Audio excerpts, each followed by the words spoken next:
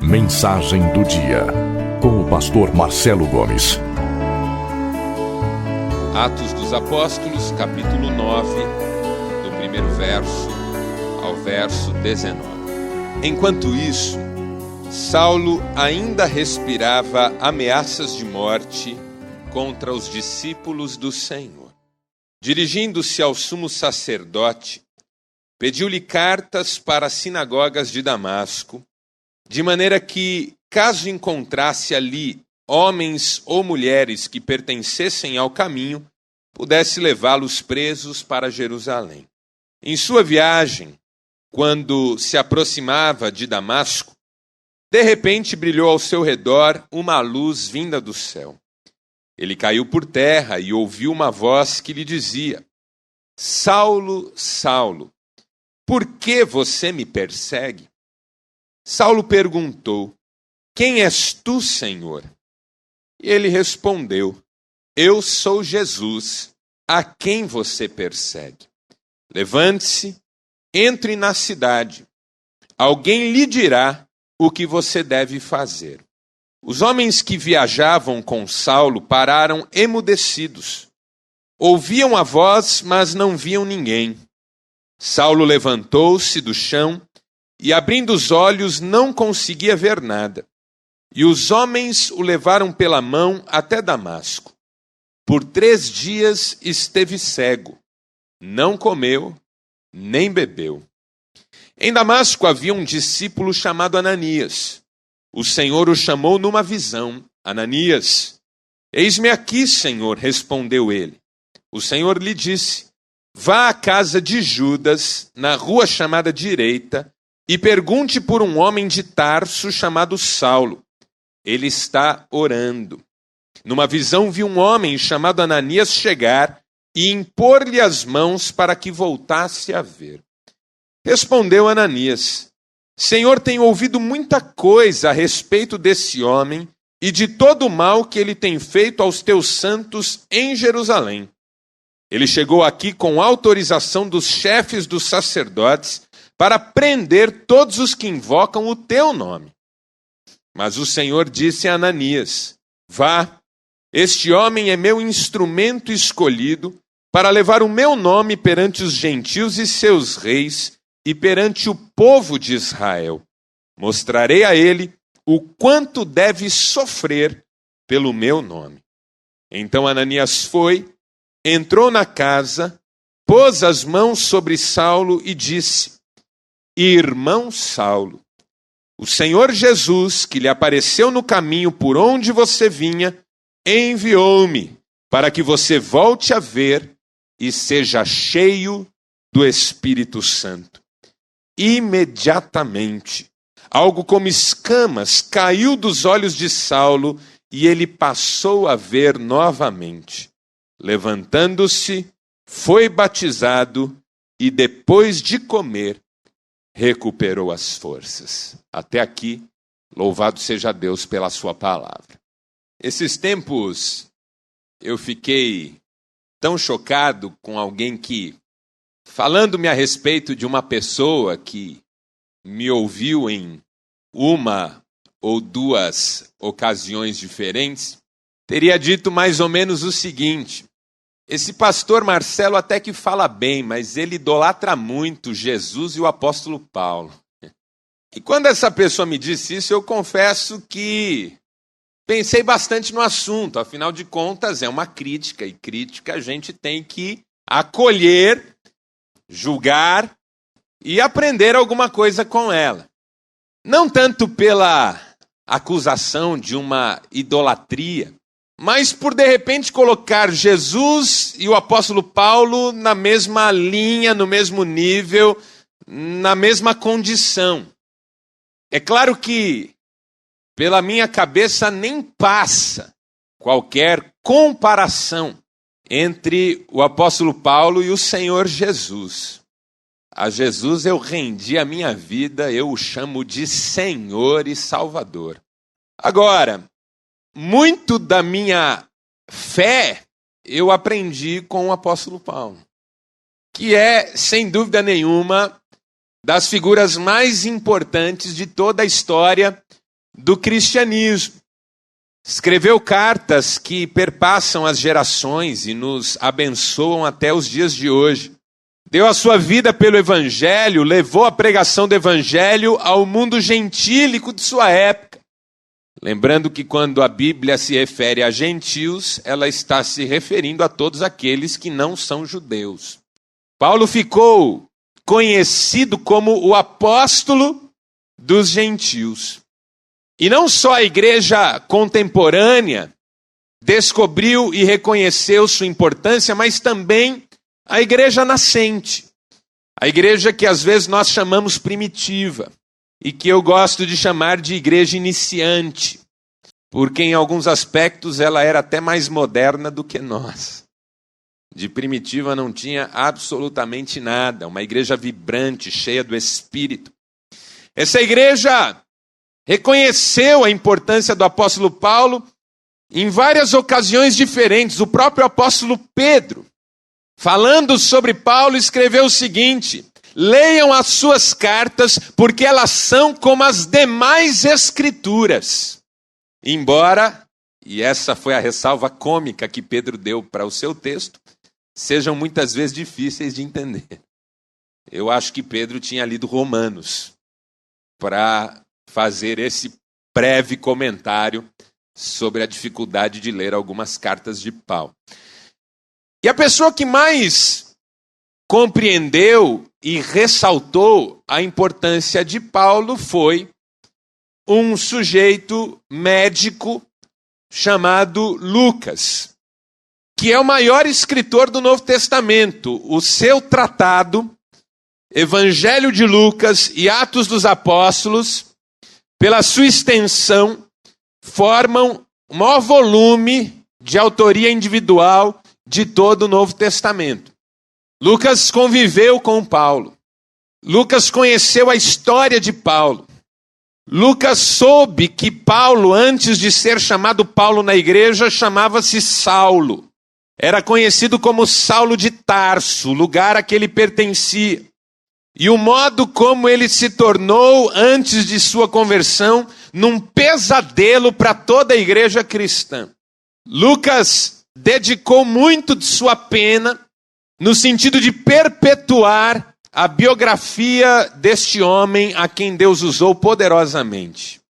Interessante que, até hoje, nós não sabemos exatamente qual foi o principal objetivo de Lucas para escrever o Evangelho e Atos. Alguns estudiosos sugerem que Lucas escreveu o Evangelho e, na sequência, Atos, para que o seu texto ajudasse na defesa do apóstolo Paulo, que estava preso. Como você sabe, os textos do Evangelho de Lucas e Atos dos Apóstolos foram dirigidos a um tal Teófilo, que com esse nome tão caracteristicamente grego, provavelmente era figura importante no processo que Paulo estava ligado, de que Paulo fazia parte. Talvez como um advogado, talvez até mesmo como alguém que o julgaria. Ninguém sabe quem foi exatamente esse tal Teófilo. Mas quando você parte dessa tese, algumas coisas parecem fazer mais sentido. Por exemplo, o Evangelho de Lucas e o livro de Atos fazem um esforço no sentido de identificar o ministério de Paulo com o ministério do próprio Jesus. Alguns textos exclusivos do Evangelho de Lucas que não aparecem em outros evangelhos nos ajudam nessa tese. Por exemplo, capítulo 4 de Lucas, quando Jesus entra numa sinagoga, pega o rolo do livro do profeta Isaías e lê o que nós chamamos hoje de capítulo 61. O Espírito de Deus está sobre mim, pelo que me ungiu, e você consegue enxergar as características desse ministério de Jesus também no ministério de Paulo. No Evangelho de Lucas, Jesus ressuscita um jovem, um filho de uma viúva que morava em Naim. Assim como o apóstolo Paulo vai ressuscitar um jovem no seu ministério em Atos. O Evangelho de Lucas tem uma preocupação bastante significativa com os gentios. e mostra como Jesus abriu espaço no seu ministério para os gentios. Isso já fica claro na própria genealogia do Evangelho de Lucas. Você sabe que só há 2 evangelhos que trazem genealogias de Jesus: o Evangelho de Mateus e o Evangelho de Lucas. No Evangelho de Mateus, Jesus é descendência de Abraão. A genealogia começa em Abraão, vai até Jesus, passando por Davi, passando pelo exílio na Babilônia, de 14 em 14 gerações, que é o número davídico. Mas quando você chega no Evangelho de Lucas, Jesus não é descendência de Abraão, Jesus é descendência de Adão, e Adão é filho de Deus. Porque toda a humanidade vem de uma fonte só. Todos somos uma grande família cujo progenitor por excelência é o Senhor, Deus Criador de todas as coisas. Esse paralelo entre o ministério de Paulo e o próprio ministério de Jesus talvez tivesse a intenção de mostrar que o que Paulo estava fazendo não era nada novo. E que assim como Jesus tinha sido vítima das articulações dos judeus da sua época, Paulo também estava sendo vítima do mesmo tipo de articulação. Uma defesa.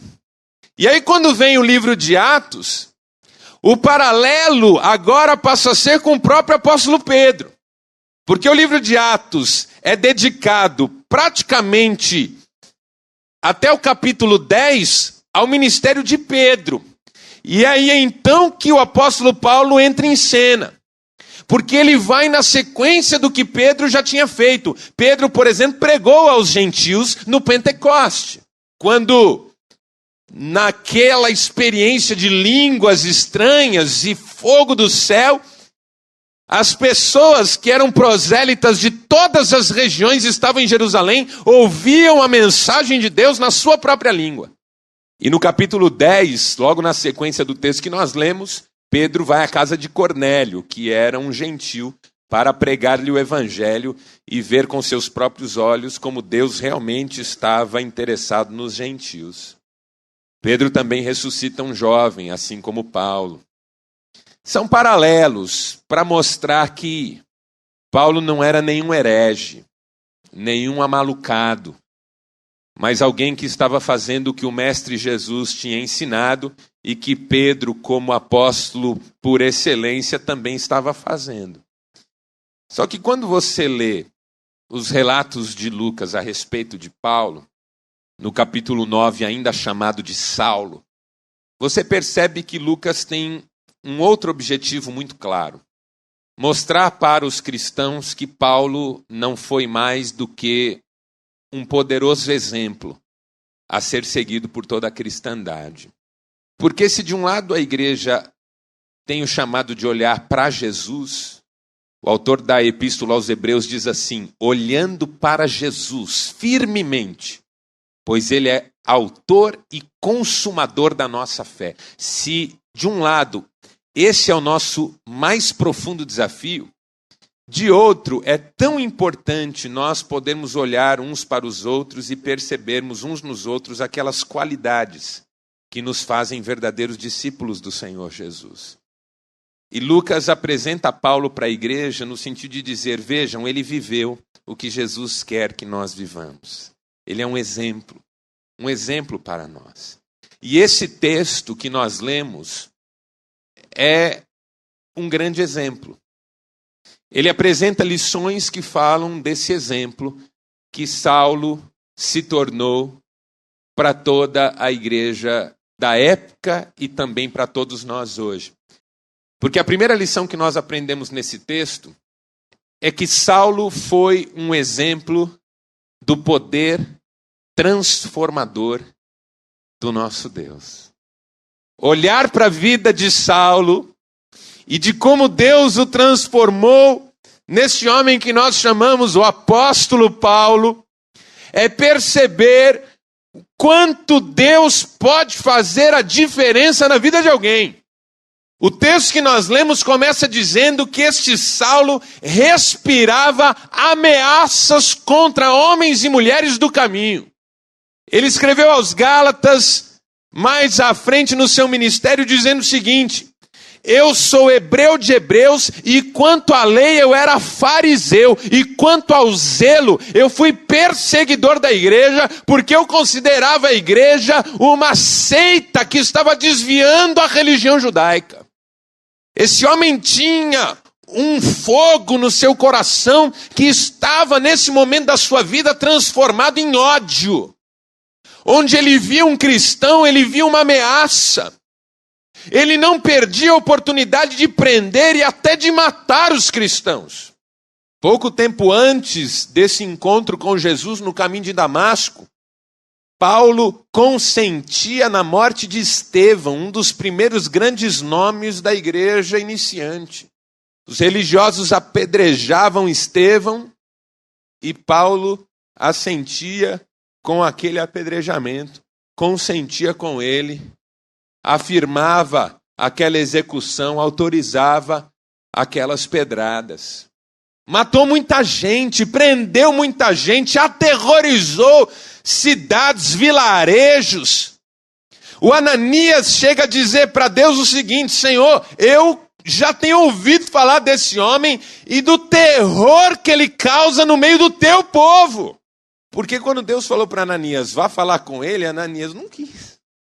Ananias, é o seguinte, vá até a rua tal, no bairro tal, bata na casa número tal, ali mora um sujeito chamado Judas, e ele vai abrir a porta para você, e ali na sala, esperando ouvir você, está o maior criminoso da cidade. Senhor, acho melhor não. Esse homem é mau, ele faz coisas terríveis. Isso dele estar convertido deve ser armadilha, isso não deve ser coisa boa. Ele já prendeu muita gente, já matou muita gente. O Ananias fica com medo, claro, a fama de Saulo era terrível. Um homem cheio de ódio, de mágoa, de rancor, de raiva, de revolta, assassino, injusto, cruel. Irmãos, foi esse homem que Deus escolheu para fazer uma obra que mudou a história da humanidade, porque Deus transforma o pior dos pecadores num vaso de bênção nas suas mãos. Não há o que Deus não possa transformar. Não há vida que Deus não mude. Olhar para Saulo é descobrir que não há impossíveis para Deus, que ninguém é caso perdido. Às vezes a gente olha para uma pessoa e fica com a sensação de que está diante de um caso perdido. Talvez uma mãe esteja pensando no filho ou na filha agora e imaginando tratar-se ele ou ela de um caso perdido. Talvez um marido, uma esposa que hoje estejam pensando que seu casamento é um caso perdido. É possível que um jovem esteja agora pensando que qualquer possibilidade de reconciliação com um pai e uma mãe seja caso perdido. Porque alguns problemas para nós se tornam tão grandes e tão difíceis que ganham contornos de impossibilidade no nosso coração. Isso nunca vai acontecer. Essa pessoa nunca vai mudar. Meu casamento nunca vai dar certo. Meu filho nunca vai entender quão errado ele está vivendo. Meu trabalho nunca vai ser bom. Eu não sei o que é que já ganhou contornos de impossibilidade no seu coração. O que eu sei é que quando eu vejo a vida de Saulo transformado em Paulo, eu vejo que para Deus não há impossíveis. Que Deus é poderoso para fazer infinitamente mais do que tudo que pedimos ou pensamos. Que Deus pode transformar qualquer pessoa e qualquer circunstância. Não há coração que Ele não possa quebrar. Não há coração que Ele não possa tratar. Não há relacionamento que Ele não possa endireitar. Não há família que Ele não possa salvar de um poço de lama e perdição. Não há o que Deus não possa fazer. Ele é o Criador do universo, de todas as coisas. Ele pode fazer o impossível na sua vida. Creia, entregue tudo, clame, ore. Se Saulo se converteu, até mais maluco dos homens que você conhece, a mais maluca das mulheres com quem você se relaciona tem chance. Se Saulo se converteu, tudo é possível. Se este assassino mudou de vida, tudo é possível. Deus transforma.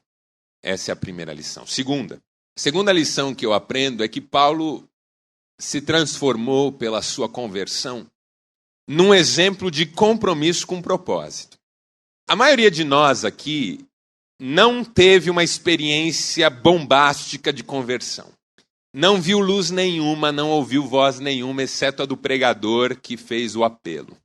Talvez você estava num auditório, ouviu uma mensagem, sua vida estava boa até, tranquila, mas a mensagem foi tão tocante, pregada com tanta fé e entusiasmo, falou de Deus, falou do céu.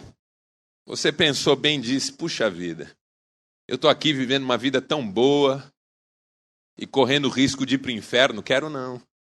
Eu quero ir para o céu, eu quero Jesus na minha vida. E o pastor fez o apelo e você foi. E esse raciocínio, por mais estranho que possa ter sido, já era o Espírito trabalhando no seu coração para você se render. E não aconteceu nada de excepcional, apenas você percebeu que precisava e foi. Ou quem sabe a sua vida estava uma droga, num buraco, você estava sofrendo, e aí ouviu falar de fé, de transformação, da bênção de Deus, do amor de Deus, do cuidado de Deus, e pensou, bom, perdido por perdido eu quero. Já tentei de tudo, nada deu certo, quem sabe Deus põe a ordem na minha casa. E veio. E Deus até pôs ordem, ou não pôs. Família terminou mesmo, o trabalho não deu certo mesmo, a doença está aí ainda. Deus está trabalhando em áreas ainda muito anteriores da sua vida. Mas também não aconteceu nada de excepcional. E aí nós olhamos para esse texto e pensamos, poxa vida, que injustiça. Ficou fácil para Saulo. Está lá no caminho de Damasco, uma luz forte, fica cego na hora, a voz, todos podem ouvir. Eu queria uma experiência dessa. Só que tem duas coisas aqui. Bom, primeiro, quem mais falaria com Saulo sobre o amor de Deus? O sujeito chegaria para Saulo e diria, Saulo, eu vim te falar do amor de Jesus. Saulo já pega a espada e o sujeito, Jesus te ama. Acabou. Não tem mais evangelho. Tinha que ser Jesus mesmo. Saulo, Saulo, por que você me persegue? Mas quem és tu? Eu sou Jesus. Sou eu que você está perseguindo. Eu acho que Saulo viu a viola em caco aí. O dono dessa turma que eu estou perseguindo veio tirar satisfação comigo. Eu estou perdido. Segundo é o que o próprio Senhor diz a Ananias. Ananias, ele é para mim um instrumento escolhido e eu vou mostrar para ele o quanto importa sofrer pelo meu nome, que é a parte da experiência que ninguém mais quer. A luz, ótima, seria muito bem-vinda. A voz, excelente, seria muito bem-vinda. Mas o propósito, aí é outra conversa. Por que Deus alcançou este homem chamado Saulo? Para que a igreja não sofresse mais com a sua perseguição? Para que as coisas acalmassem? Para que os pregadores continuassem a sua tarefa sem o terror que esse homem causava no contexto da igreja? Não.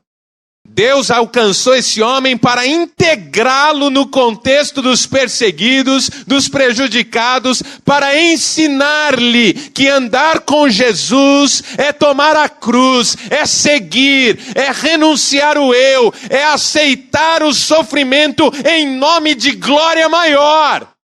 Saulo não escolheu a Deus, ele foi escolhido. E a sua consciência de propósito gerou nele um novo compromisso de vida. Esse homem que era hebreu de hebreus, quanto à lei fariseu, cidadão romano, que prova que ele era de família influente e abastada. Abriu mão de tudo tornou-se pregador do evangelho, escreveu dizendo: ai de mim se não pregar o evangelho. Esse homem foi tão apaixonado pelo Senhor Jesus que chegou a escrever: para mim o viver é Cristo e o morrer é lucro. Esse homem entendeu que Deus o havia chamado.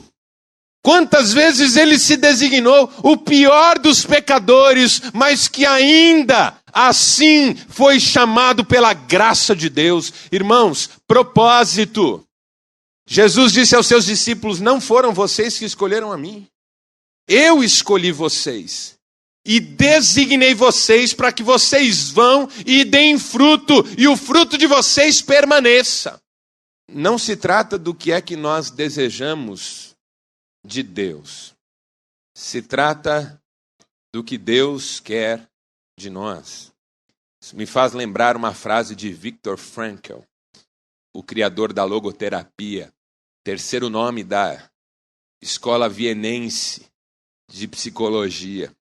Ficou 3 anos preso num campo de concentração nazista. Escreveu um livro chamado Em Busca de Sentido, onde ele conta parte dessa experiência. E uma das lições que ele aprendeu: não se trata do que você tem a esperar da vida. Trata-se do que a vida espera de você. É quase evangélica essa frase.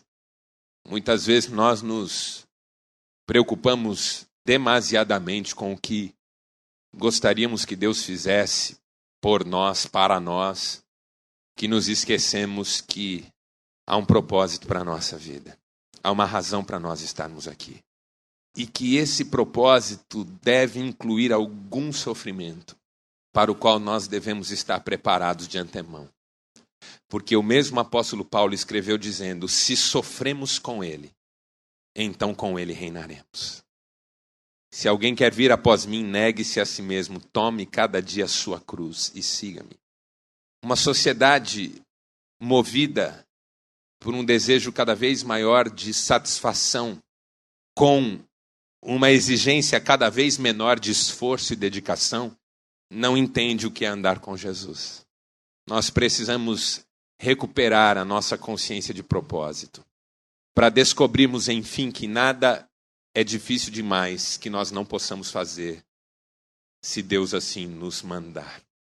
O que seria difícil demais? O que é que Cristo manda que eu não posso fazer, porque é difícil demais? Discipular alguém?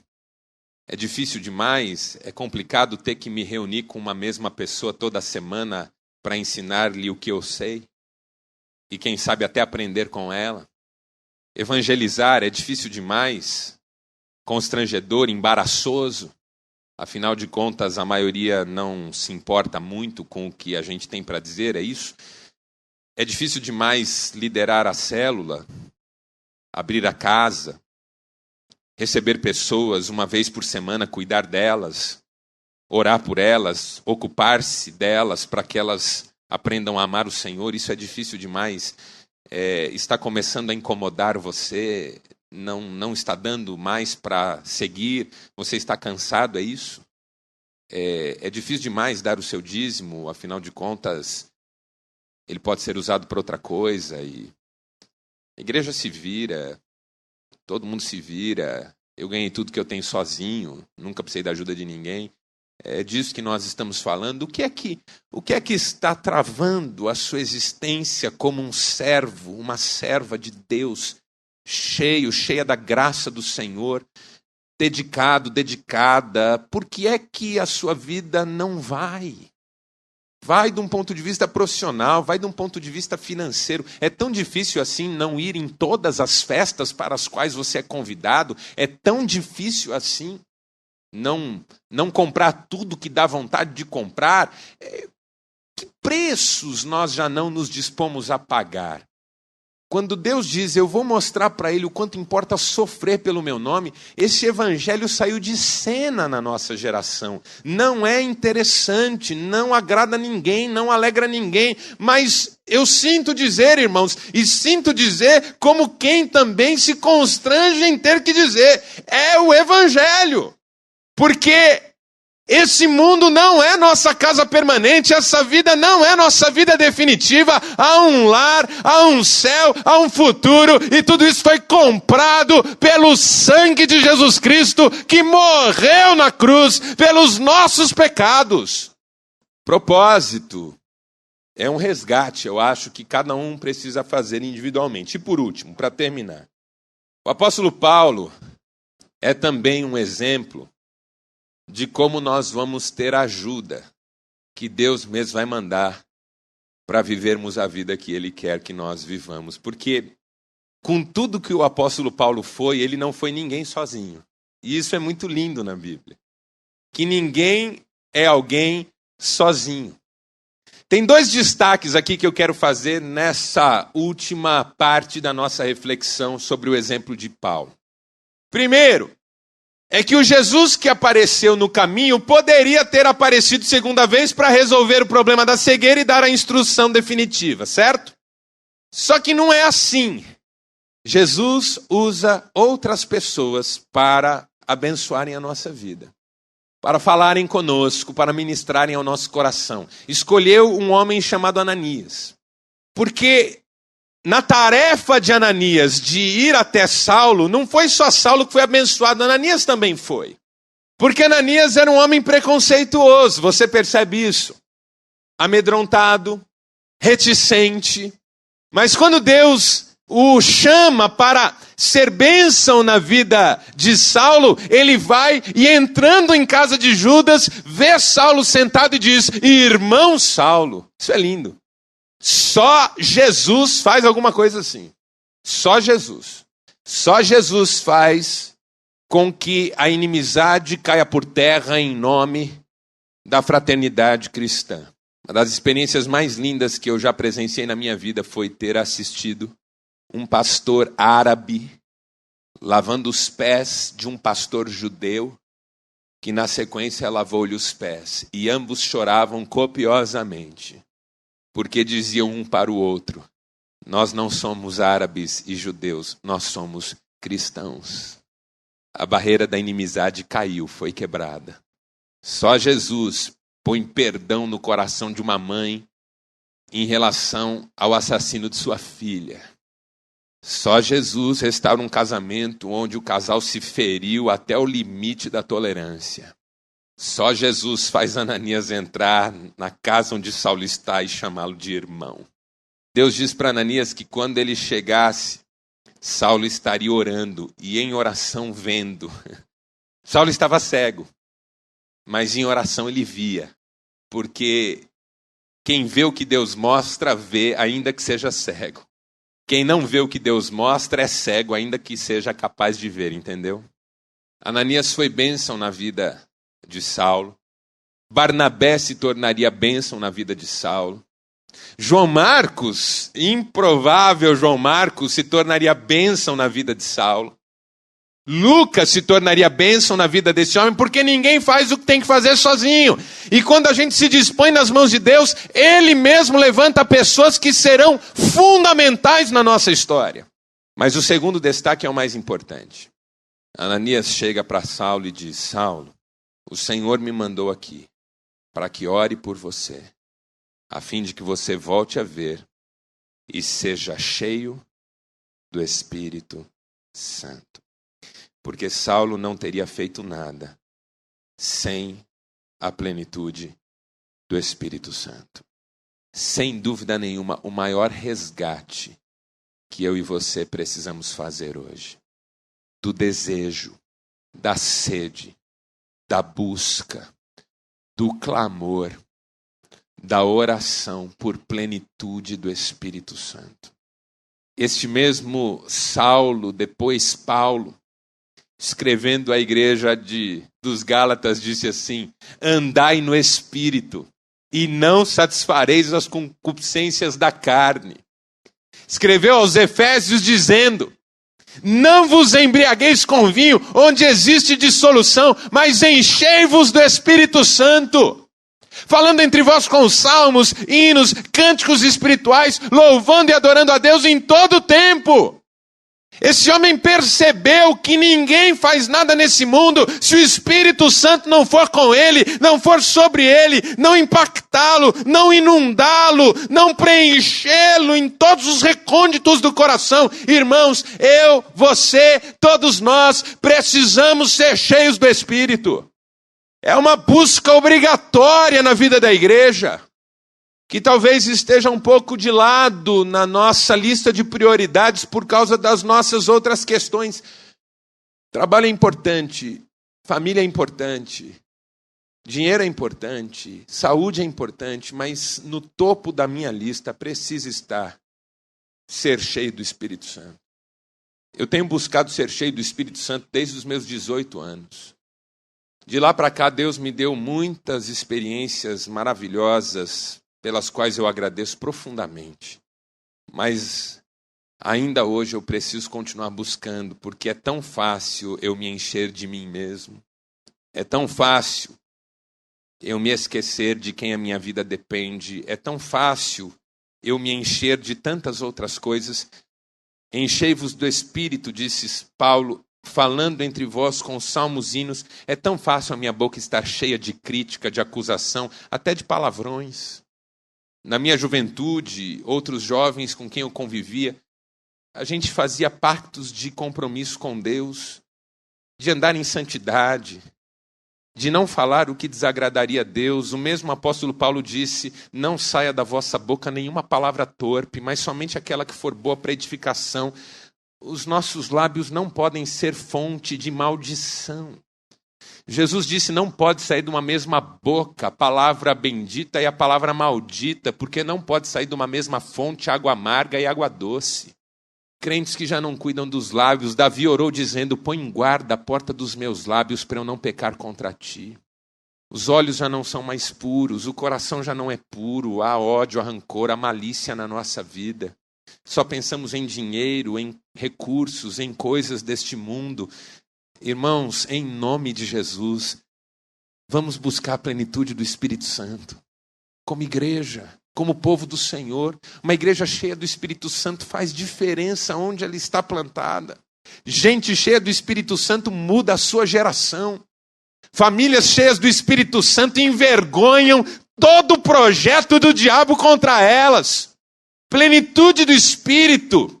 Dons espirituais, curas, profecias, visões, tudo que nós lemos na Bíblia e ficamos perguntando por que isso não está mais tão forte no nosso meio, porque isso só acontece numa igreja cheia do Espírito. Onde o Espírito tem liberdade, tudo é novo e diferente. Eu tenho desejado, como pastor e como crente, ser cheio do Espírito Santo e conviver com pessoas cheias do Espírito Santo. Porque já já o nosso tempo nesse mundo vai cessar. E nenhum de nós quer sentir que desperdiçou em nome de coisas que não ficam.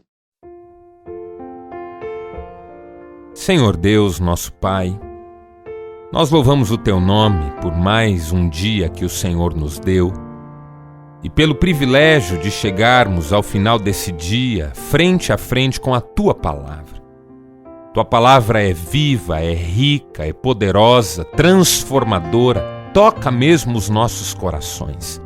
E o nosso desejo é o de vivermos de acordo com a tua palavra, andando nos teus caminhos, glorificando o teu nome. Deus, que cada um dos princípios que hoje ouvimos pela tua palavra fiquem gravados no nosso coração, que os ensinamentos que ouvimos possam dar fruto através da nossa vida e que em tudo nós obedeçamos ao Senhor e adoremos ao Senhor com a nossa vida. Fica conosco, Pai. Dá-nos uma noite agradável. Abençoa as nossas vidas, os nossos lares. É o que nós te pedimos em nome de Jesus. Amém.